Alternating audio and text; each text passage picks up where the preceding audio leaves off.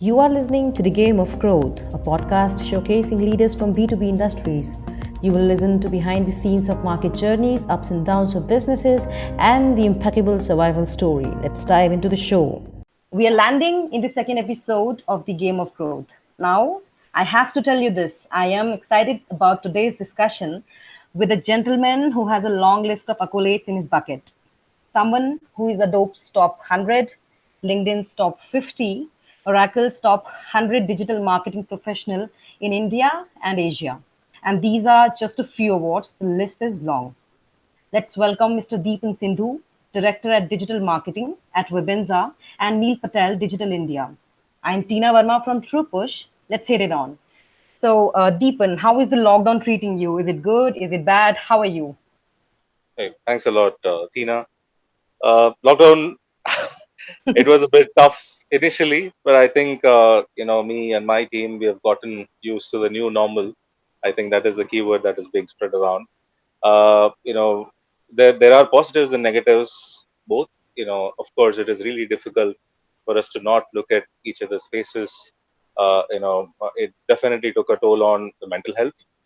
But I think we have now gotten used to it. We have the technologies, the infrastructure in place to support each other, and we've also come up with a lot of activities over a period of time that kind of boost the morale and the motivation amongst the team member.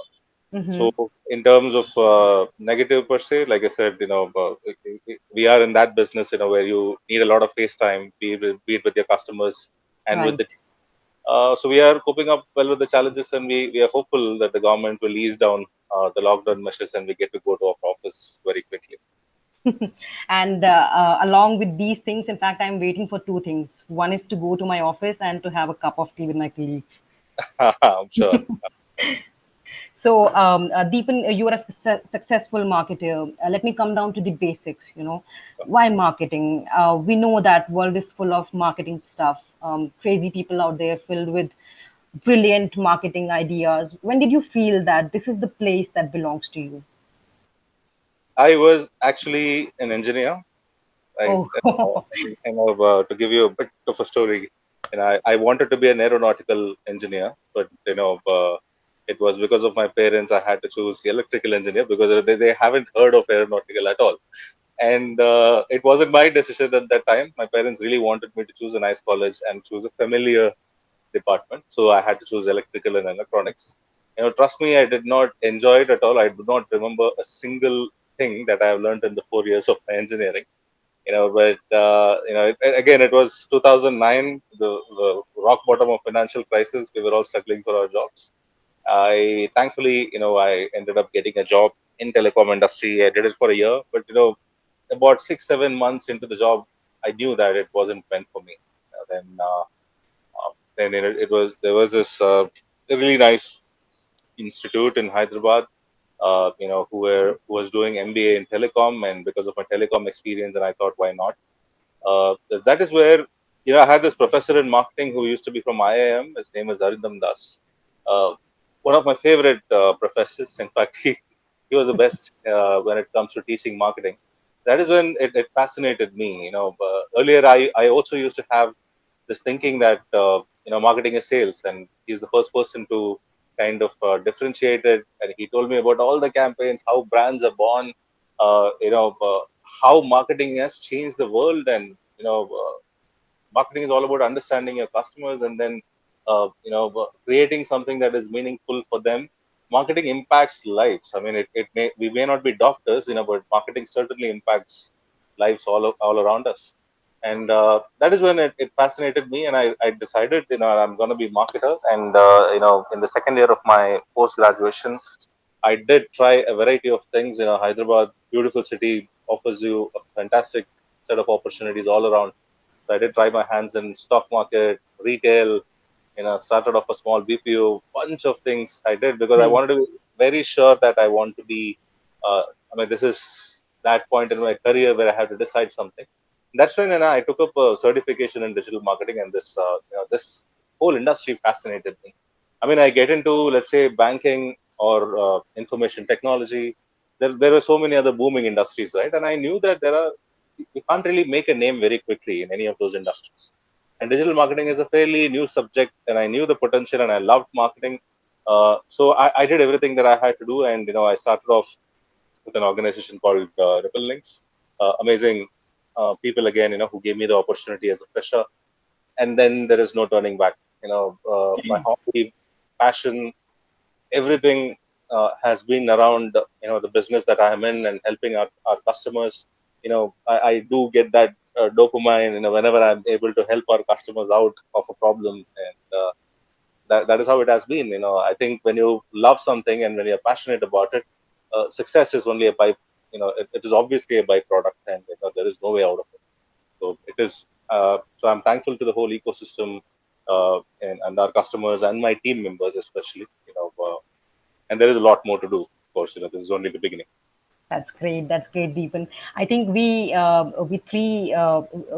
both of us share this thing in common that we did engineering, and we are the engineer by degree, but by profession we are marketers.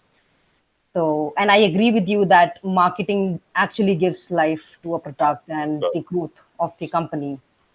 engineering made me a tough man, and I believe that anyone who studies engineering is capable of doing anything. Probably except medicine, an engineer is capable of doing almost anything. Uh, I think at least that our system, in our education system, that is what makes us sort of, and engineers somehow they figure it out. You know. I would have to agree with you. So, if we can put it in a simple picture, how marketing and the overall growth of the company, how these two things are correlated. Okay, there are, in my perspective, there are two types of organizations. There is, of course, you are a company with a phenomenal product or service which does not exist anymore. I mean, there is hardly anyone who can potentially copy. Even if they try and copy you, they cannot offer a similar kind of an experience to their customers. That is applicable both in products and services. And there are these second set of organizations who have come up with a similar product. Their kind of product exists. They may have a slightly larger brand name compared to the others, but these are the organizations who desperately need marketing, because they have not created something unique. And let's say these are not organizations with deep pockets, who can or deep industry connections where they can get a lot of coverages for free. I mean, I'm giving you an example of Elon Musk, and in India you have Kunal, who built really large organizations. When they go ahead and build another organization, Hmm. they don't really need marketing for that initial push. Uh, you know, but for all the other organizations, I'm talking about the 99% of the remaining organization, they definitely need marketing. I mean, there is still this misconception in the industry that marketing is selling, and marketing is about running a couple of campaigns here and there.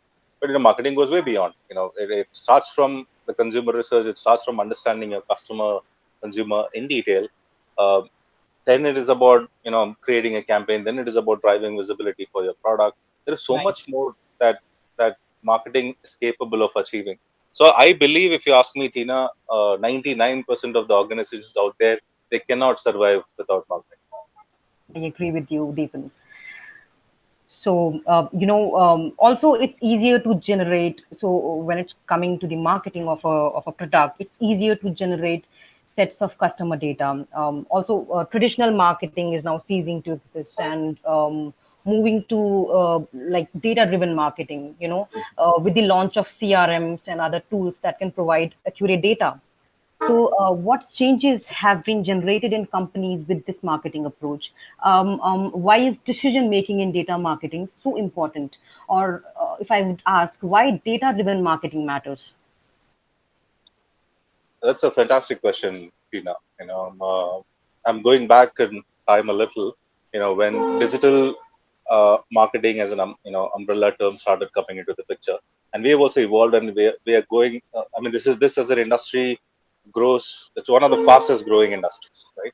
Yeah, And right from us creating a page on Facebook, or creating an address on Google Maps, we have come a long way since then.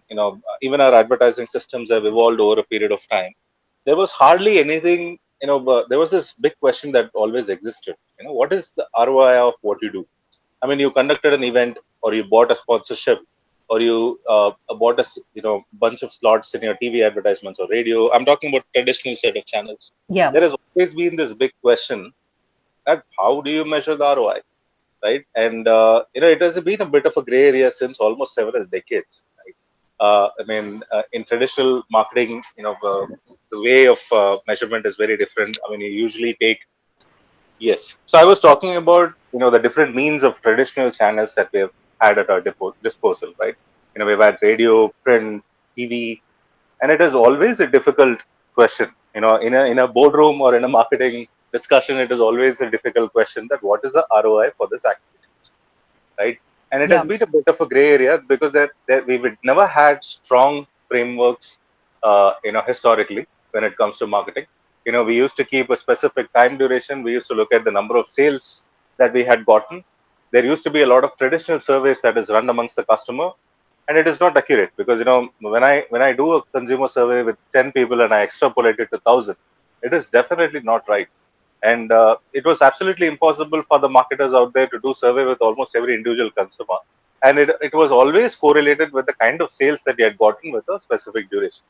If you had gotten sales, if your products ran out of stock, which means your marketing worked well. If not, you did not, right? I mean, now we sit and talk about the really good, ad campaigns that has run during that time. We talk about Centerfresh, we talk about a bunch of other Birma and all Yeah. these good TV commercials that you may have seen. But if Yeah. you ask that particular creative director, I mean, how did you measure the ROI of it? He wouldn't answer that question, right? But over a Right. period of time, I mean, digital gave you a lot of flexibility. I mean, I'm talking about today, nearly 90% of our digital advertising is programmatic. Everything that we do is measurable. I mean, there is still a bit of a black area when it comes to social media marketing per se. You do a lot of activities and then ROI still gets questioned because ROI is still measured in terms of likes and the kind of engagement that you drive. But any other mechanism, you take your native advertising, you take Google, Facebook, you take all your mobile app marketing channels, everything is measurable. Right, the entire funnel is measurable. How many people my brand got exposed to, uh, how many people came to my web property or my app, what did they do, did they take any actions, did they buy any product, did they come back again, historically. I mean, almost historically. I mean, then there are so many audience builders out there. uh, it's really good to see the capabilities of these platforms, right from I give the phone numbers and I'm able to target them. I'm able to target the lookalikes of my customers. You have first party data, second party data, everything is measurable. I Right. think there's like you come in, whereas you've taken the industry to the next level. I also happen to work with a bunch of other platforms. If you ask me now, Tina, I mean, data driven decision has become extremely easy. And I wouldn't say it is perfect. It is Mm-hmm. extremely easy. It is safe to do because there is a lot of data. I mean, you would be able to measure anything that you have done online, right? If you ask me what is the gray area that exists now, it still does. Branding, the way we measure the branding impact, it is still in gray area because we still run that service, but in a digital format to understand, if my brand lift has happened or not. Yeah. Again, we do it amongst 100 people and 200 people, and we extrapolate it to 1,000 or 2,000 in a specific region. That's how we measure our brand lift. But I think when it comes to performance marketing, performance channels, it is out there. There is one area that we are struggling with is attribution. You know, and if we happen to have a perfect system for attribution, instead of guessworks and formulas, I think we are golden. I think we'll be able to measure everything at any point of time. Correct. So, moving ahead, we know that a lot of brands might focus on acquiring a lot of customers, but Mhm. the key to having a robust audience is to retain them. How the growth of a brand depends on customer acquisition and retention, and mostly where one should slip more towards, whether it's the acquisition or the retention, or should it be the perfect blend of both? I mean, of course, acquisition is important, Tina. But I think your question itself had an answer. retention as a metric is the key. I mean, if you ask me, in my opinion, retention is the metric that is the key. Even if I'm acquiring 100 customers and I'm able to retain 90% of the customers over a period of time, I have a successful product out there. I mean, that metric itself answers me the question that, if I have a product market fit or not, Mhm. whether can I scale at this point or not. I mean, it actually gives a lot of answers to my investors. Should I invest in this business or not? uh, Acquisition has become kind of easy. If you ask me, over a period of time, Facebook and Google and all these sophisticated advertising channels, they give you a lot of vehicles, and customer acquisition becomes extremely easy. Even LinkedIn has opened up. B2B customer acquisition used to be difficult. It is extremely easy now. Where Correct. we're facing the difficult is in the actual conversion. I mean, acquisition as a terminology can be defined differently, right? I mean, Mhm. someone who is downloading an app or someone who filled up a form in a landing page. Any of these can be acquisition, or someone who actually transacts with your product can also be considered acquisition. Correct. But we see a lot of problem with immature product coming into the market with not really a good vision, not really a good product roadmap. So we do have this problem of they losing customers. I mean, we've done a fantastic campaign, customer acquisition campaign. Several times it has worked, most of the times, and but we many of these brands that we work with, they fail in retaining these customers. So when it comes to retaining, right, it is not just your product; the service also matters. Are you offering what the market needs are? Everything matters. So you have to be nimble enough to be able to offer that customer. I'll be able to give you an example. I've been working with a lot of insurance companies since the beginning of my career. Mhm. Irrespective of whatever I've said them, they never bother to retain their customers. Their money is in the retention. You must have subscribed to insurance policies. They give you so many calls before they acquire you. And how many emails do you get once they purchase the policy? And how many times have a relationship manager called you and asked you if you are doing well? None. They don't. Yeah. They again call you when the date is over, when the premium is getting nearer. They will call you. They call the heck out of everyone till the time you pay for the premium. That is, I mean, we are talking about the number one industry, that is driving a lot of revenue for a lot of people. Lakhs of people are dependent on this industry. When this industry is not cared about retention, right? I can give examples on and on. I mean, everyone is focused on making the customer transact with you, whereas a few brands out there focus on building a relationship with the customer. And that's when I think these really good brands emerge, and the 99 other brands die. Correct. You take telecom, you take BFSI, you take the latest upcoming startups, right? You take the food delivery business, you take the e-commerce business. It is the customer focused organization that survives, which had retention as their growth metric and not necessarily acquisition, because they know for a fact, if they do justice to their customers, if they take care of their customers, the new customers will automatically come. And like they always say, the cost of retaining a customer is it's a lot, compared to acquiring a new customer. Sorry, I think I said it the other way.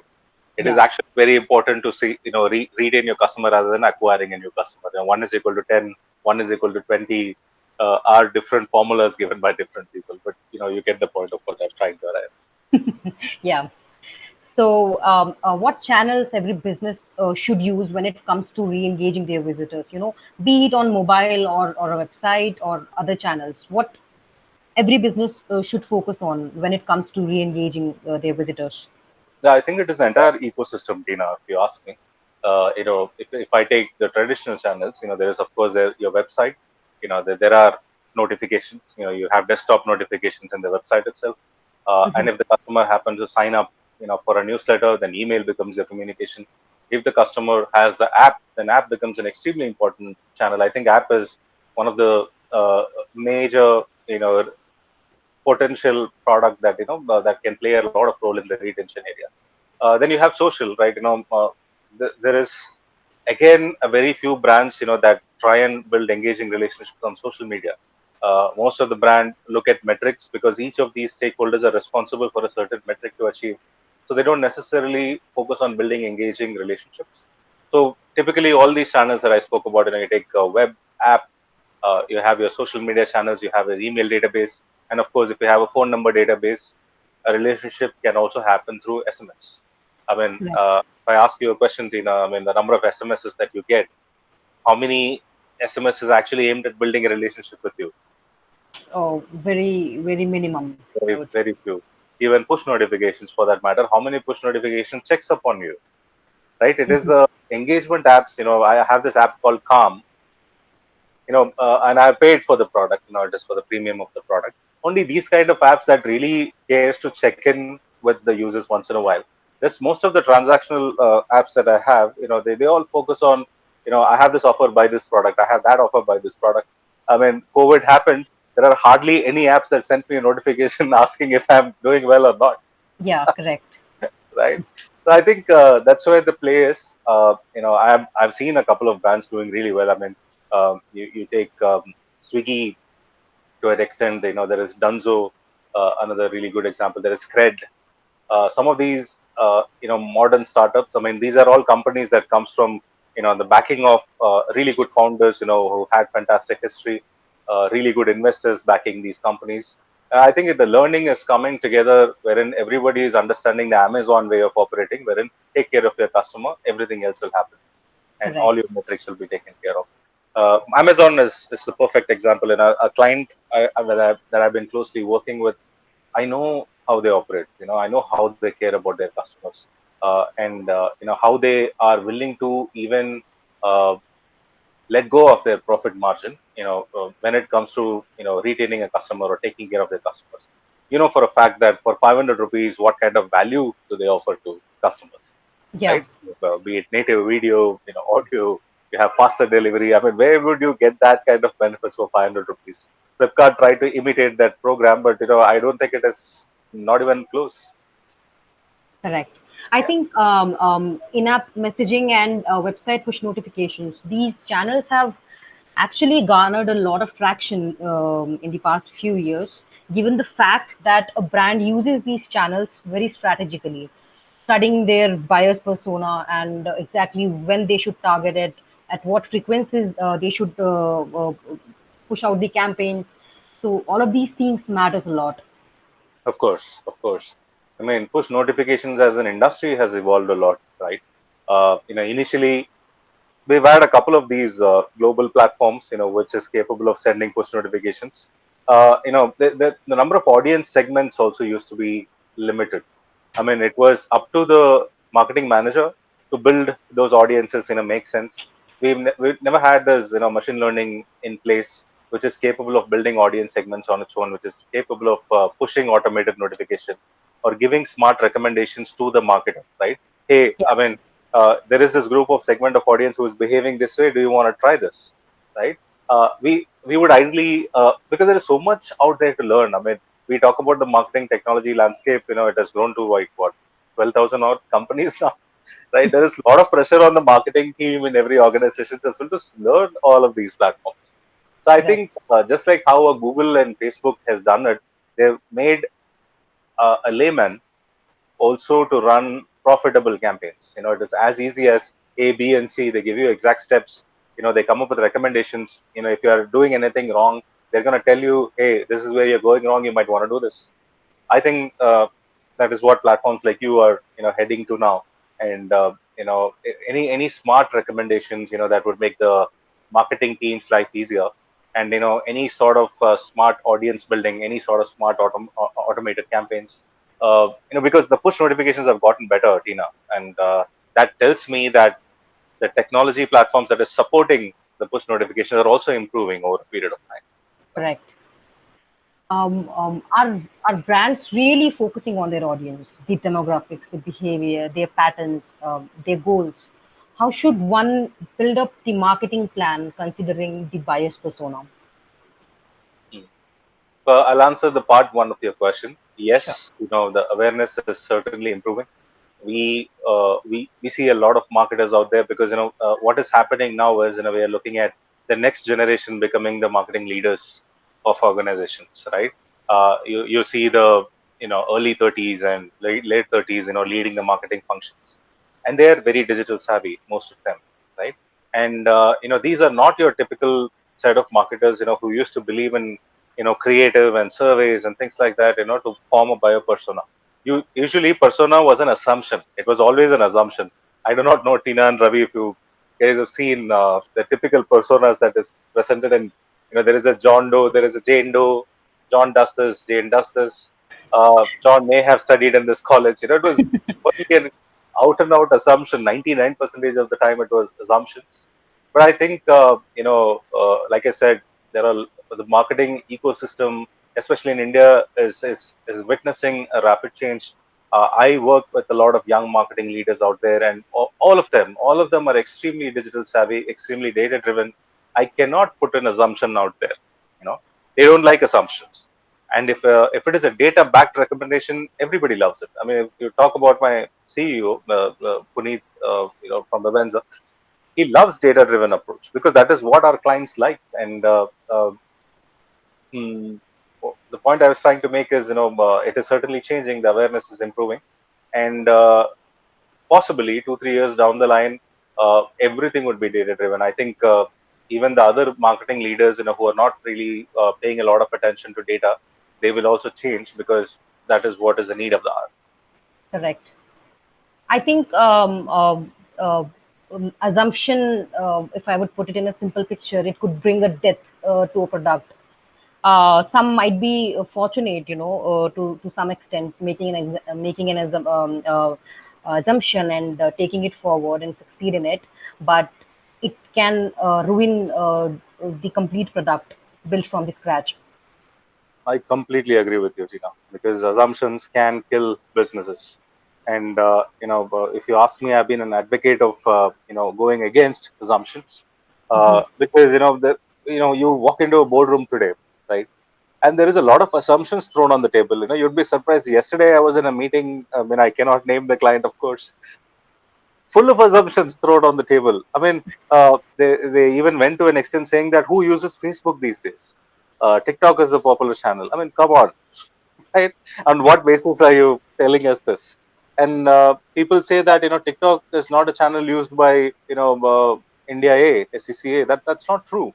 All of this are assumptions that you're throwing on table, right? There is a lot of data, first party data, that of course your website, your app would have witnessed, right? And there is a lot of second party data, maybe someone similar to you, who have done the exercise. And there are platform aggregators who give a lot of industry insights. I mean, Correct. Google Analytics as an industry leader, they give you an aggregate, rating how you're performing with respect to your industry, right? So, I completely agree with you. Assumptions can definitely kill. I mean, especially in the age that we are living right now, you cannot be assuming. It has to be whatever decision that you take. It has to be a data-driven decision, and I wouldn't put the people who take decisions based on the gut down. Of course, it has worked historically, but when you have data, why do you want to take? Why do you want to decide based on gut? Well, look at the data, and it only makes your gut even more stronger. Correct. So there are small brands out there, right? Small brands that cannot afford to outsource marketing resources. How should Yes. they actually be preparing their digital marketing processes? How to figure out which channel works the best for them? The only way to do this is by testing, Tina. Uh, I mean, of course, when you're starting out, you might want to take some inputs from people who have already done it. For example, LinkedIn has always been a traditional B2B channel. There are people who believe in SEO, don't believe in SEO. Ads may work for a few industries, may not work for a few industries. There is Right. display banner again. It works for a few, doesn't work for a few. For a fact, when I work with two similar players in the same industry, I have seen things not working for them because as a brand, where they stand is different. I'm talking about two brands. One is an established brand. One is a relatively well-known brand, but not as established as brand A. The Right. kind of reactions that they have on their ads, on their techniques, it's very different. So it is again going back to assumption that if I give a tip right now saying that this is what a small business should be doing, I may be completely wrong. But there are a few basics that any of the small businesses that should keep in mind. You need to have an organic channel and you need to have paid acquisition channel as well, right? These are the typical use cases or responsibilities of a digital marketing team. You can always grow a business organically. You can always grow a business by spending money with advertising. But Right.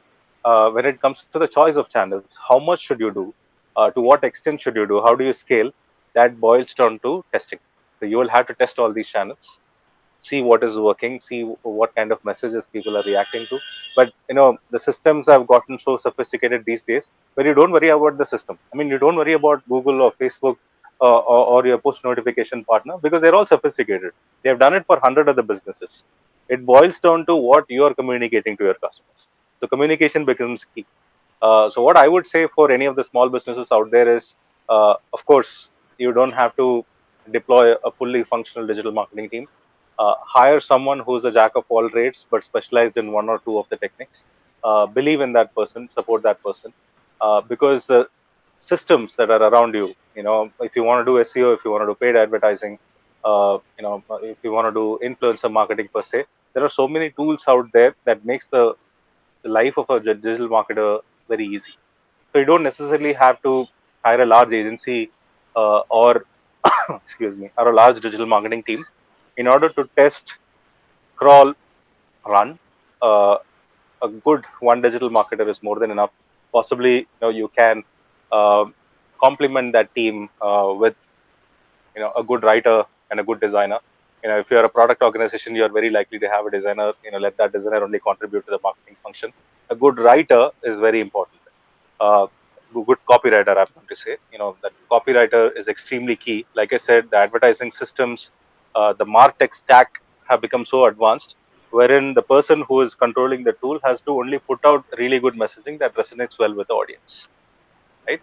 So I think Correct. this would be an ideal structure for a small business team. Of course, do not focus on hiring a lot of people.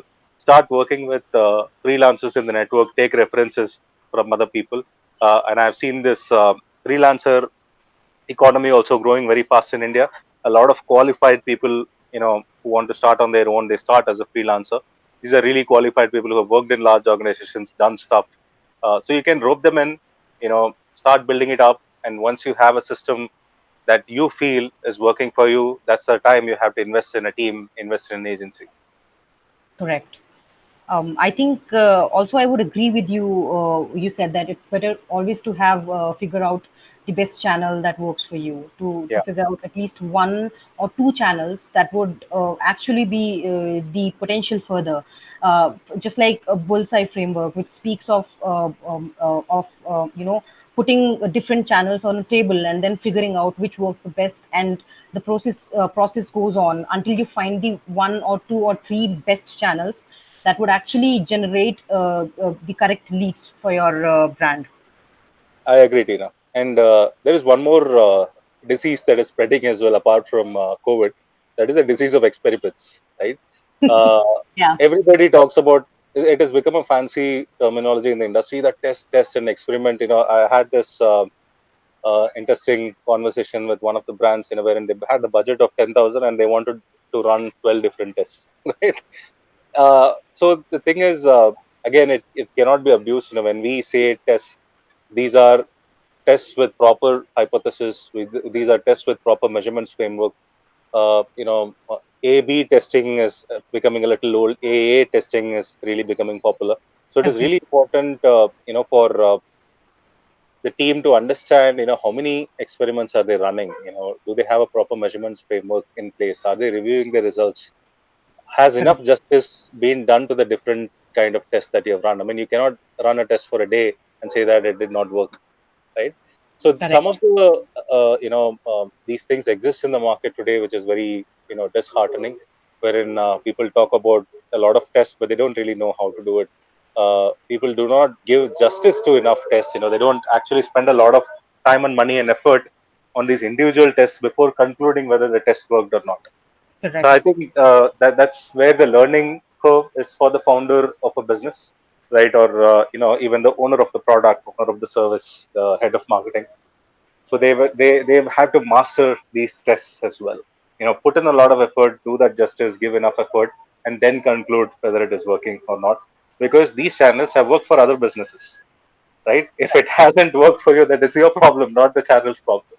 Correct. Yeah, Also, audience also varies from brand to brand. of course, of So course. that is also one of the factor. In fact, having different channels experimenting at the same time might lead to a chaotic situation, where you might deviate from your product map. That is also one of the case scenario of experimenting with different channels at a single time, instead of taking the best top three channels and taking them further. Yes, I completely agree with you, Tina. Some of this boils down to the style of the marketing owner, right, and the founder. Either you do one thing really well and then go on to master the other one, or Correct. there is a second style which exists, that try multiple things at once, do it for about a few months, and then see which one is heading in the right direction, and then focus on only these channels. Correct. One thing is, you'll be surprised, but 97 or 98 businesses, at least I have worked with, they still continue to do the channels that does not work for them when it comes to branding. Performance is pretty clear, because there is money on the table and there are metrics on the table. You clearly know whether it is working or not.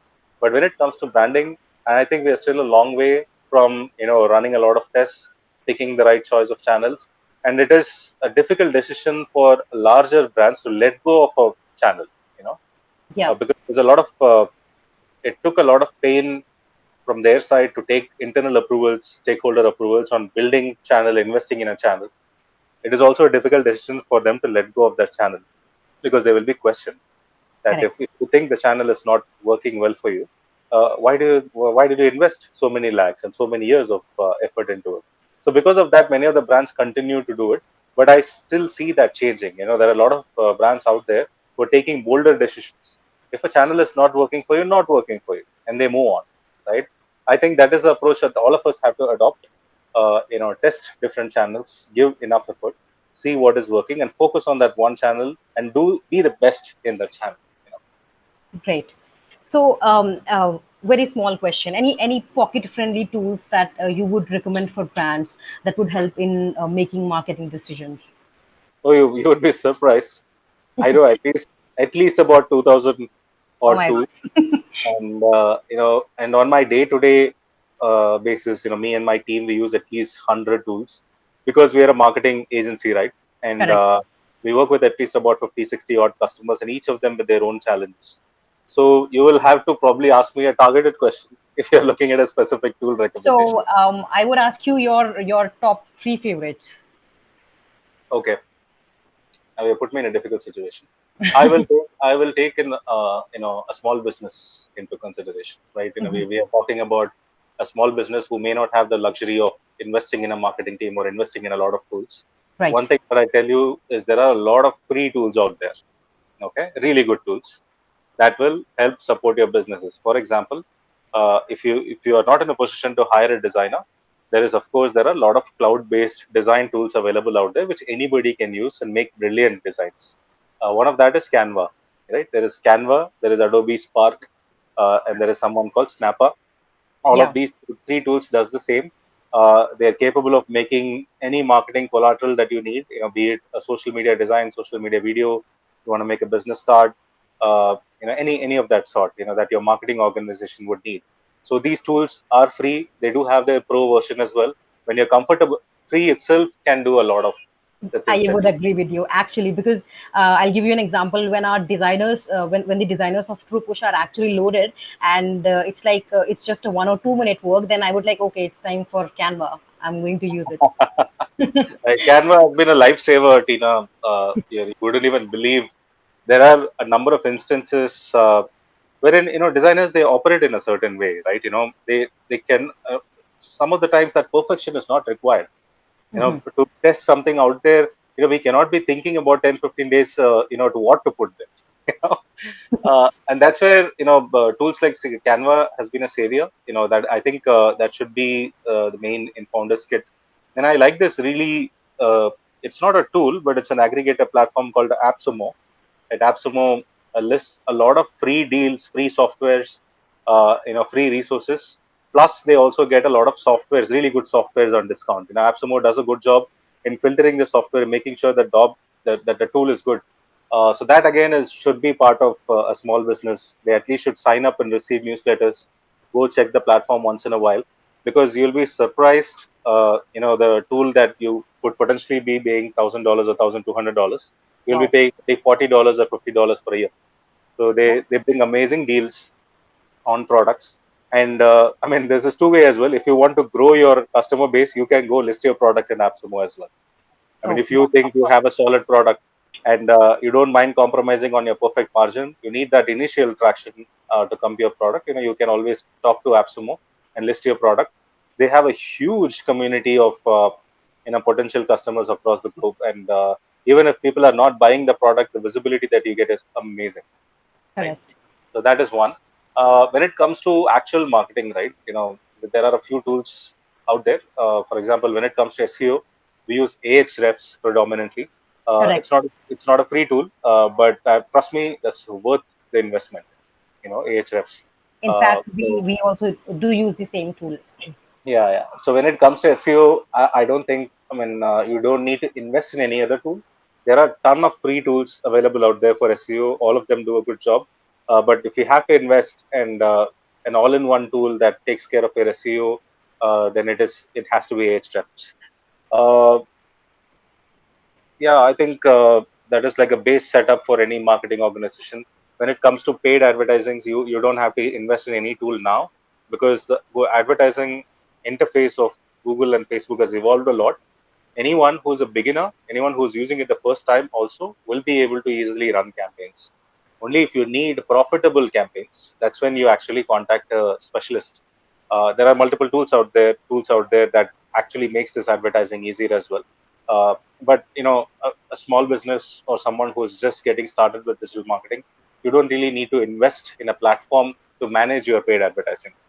Google and Facebook, LinkedIn, they're relatively easy for you to understand, and you start running the campaigns yourself. Correct. So, moving ahead, what technologies would be coming forward? That would change the way digital marketing works. Clearly, a lot of research is going on in AI. We have bots, we have IoT, blockchain, VR, AR, and so on. Yeah. What do you feel about it?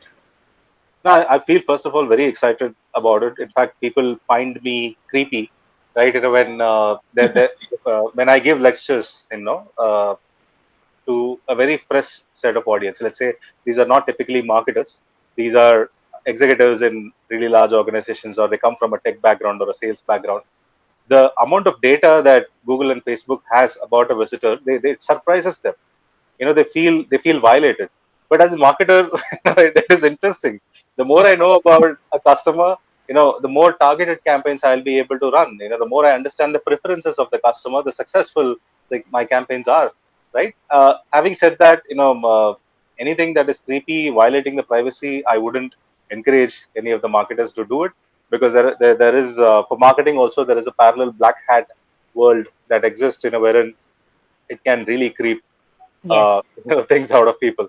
So what I would say is it's really getting exciting, Tina. Especially AI, right? yeah, While people are worried that AI will cost them jobs, which is true. If you are not upgrading yourself, and if you are not growing fast, you're not learning on your own. Of course, your jobs will be at risk, and not necessarily in marketing, in any other field, right? right. But yeah, the developments that are happening in AI is outstanding. It is really helping people out. For example, I'll give you an example. We use this platform. We built this in-house platform, which is capable of telling me what kind of an article to write. You know, Okay. uh, Earlier it used to be a lot of manual effort. You research, you put some of your assumptions. Yes. Uh, but there is this tool my team has built. It is really intelligent tool. What it does is it goes analyzes the top performing articles of a specific keyword. It tells me what to write. It tells me how much should my content be. When I write a longer sentence, which may not be user friendly, it tells me to cut short the sentence. So it's a really brilliant thing what the potential of AI has to offer. The chatbots into play and how intelligent chatbots have become. It is really exciting to see that, because earlier people used to be apprehensive of interacting with a bot, but I think it has become a norm now. People know that it is a bot, and they don't mind asking the bot some questions which they need Correct. answers for. So whatever AI has brought to our industry in the last 1 year is really exciting. And I know for a fact a lot of product roadmap that AI based marketing companies have. It is really exciting. I haven't seen a lot in. I mean, I did see a lot of potential in VR and AR, but because of because it is expensive for consumers to have those kits. Yes. It is expensive to build. It is certainly not recommended for any of the small business or small product companies out there. There was a lot of potential in it, but the growth rate has not been very satisfactory. Even though Facebook entered the area, I mean they invested a lot in AR, but the kind of journey that they went on has become really different. They focused on building filters that increases the customer engagement rate rather than coming up with something extraordinary. True. IoT, honestly, if you ask me, I haven't seen a lot of IoT coming into play in enabling marketing for a lot of organizations. It is kind of restricted to those really advanced high tech startups. So, what the Indian market has to offer to digital marketing? Where do you feel we can revamp ourselves? We can improvise to be as competitive as other global brands that excel in every take of their marketing procedure. For example, I remember Airbnb doing a social media campaign where people would do any kind of an hospitality act to strangers and share the video further using a hashtag. This single campaign engaged around 3 million people together, which is a lot of users, I would say. Potentially, conversion of visitors to users through these campaigns. So, what do you feel Indian market has to offer to digital marketing? Where do we lag as compared to other global brands? Yeah, I think it's a fantastic and a very deep question, Tina. This is almost something that I grapple. We brainstorm about this. That how do we get out of this shell that we are in? Because historically we've been a herd, Tina. We follow whatever happens in the West. I mean, if you take digital marketing as a subject, right? The content that is being created about best practices and tools and how can you do differently. You don't see a lot of that being created in India. You know, of course, there are some really good thought leaders who keep publishing really good information. The content, it comes from the US. I mean, I worked for a gentleman called Neil Patel, who has been a historically popular personal brand. Of Uh, course, for example, the kind of quality and the thought process, the mindset of these companies are really different from us. When I went out, I actually went out from Webenza for a while. I worked with Neil Patel for some time, and then I came back to Webenza. Just mainly for me. Let's say it's a reset button in my career, right? It gave me a completely different perspective of how the rest of the world operates. The kind of tools that they use, the kind of culture that they have, the mindset that they have is really different. And we have all, especially the digital marketing in India, we've been a herd. We follow whatever has happened in the rest of the world. I think in order for us to be a global destination, a destination that people would look forward to, first of all, we need a lot of thought leaders. We do have a lot of good people per se. I know I will never put that down. We have a lot of talented people in India. We agree. want them to come forward and create content that does not exist about digital marketing. I mean, people know a lot of stuff. I mean, I know for a fact that a lot of marketers are better than who I worked with in the US, but they don't come forward to create that content, offer that knowledge. With people. I mean, I hate attending marketing conferences in India because for a fact what kind of content get discussed there.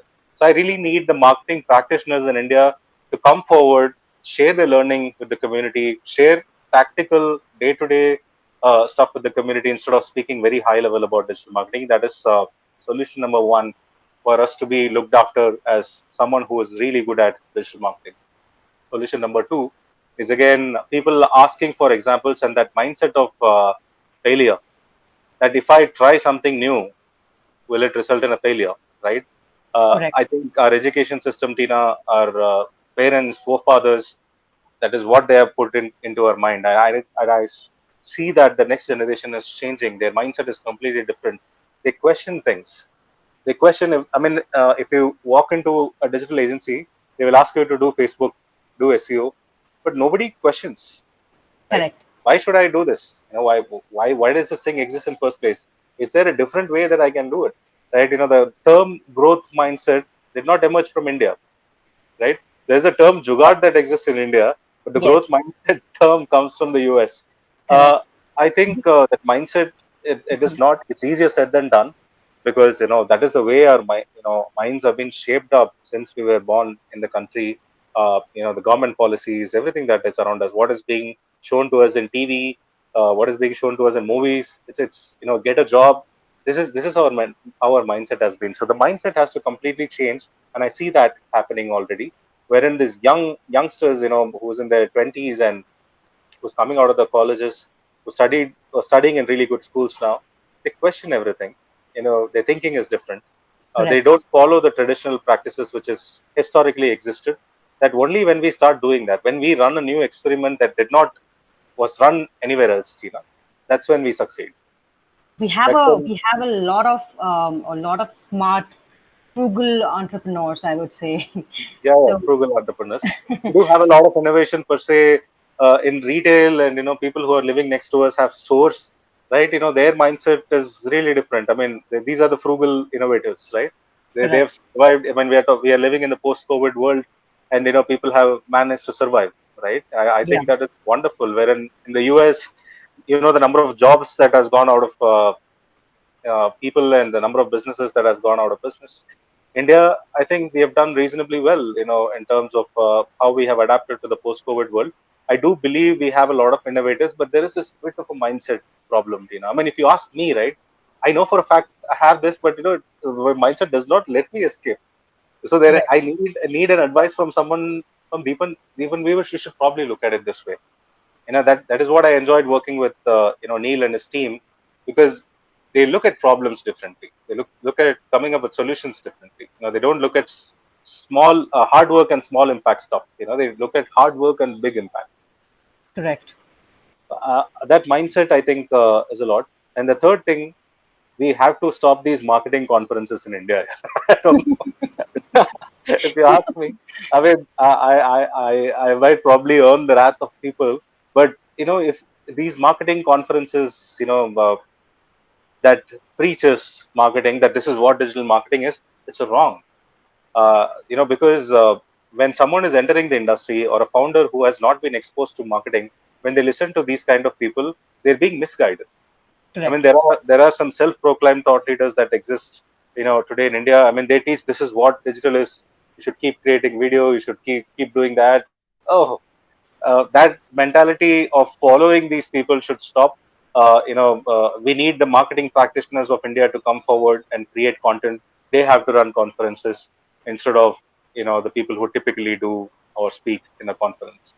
So I think if we happen to do all of this, uh, the fourth challenge that I saw in terms of adoption of new tools, I don't think it is a challenge anymore. Like I said, the marketing leaders are changing. It is really young, dynamic, experimental mindset folks who are taking the leadership in marketing with many organizations. So in terms of adoption of new tools, trying something new, or changing their marketing technology stack, I don't think that is a problem. It is already happening in India. Correct. I think young entrepreneurs are the answers to these changes. In fact, when I was in my college, I used to think marketing is all about selling a product, going out and selling. So I used to think, okay, marketing, I will never do such kind of jobs. But then later on, because of the serendipity, and I discovered that this field is like it's for crazy people, people who are up for any kind of experimentation. Yeah.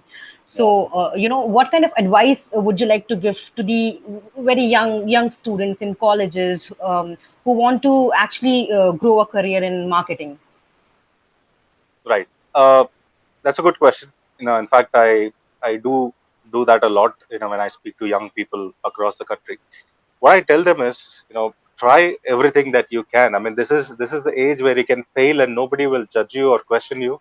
When you cross your 25s and 26, our society puts a lot of pressure on you in terms of what you should be doing as an individual, right? So Correct.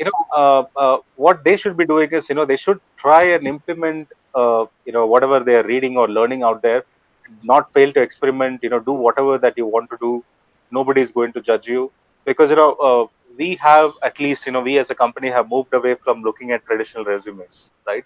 We don't necessarily believe what is being put on a resume. If you have an actual project that you have done, if you have built a website yourself, if you have handled a blog yourself, even if you have spent 500 rupees, have you tried doing that yourself on Facebook and Google? I think the youngsters are also different, they're not us. They're not how we used to be in colleges.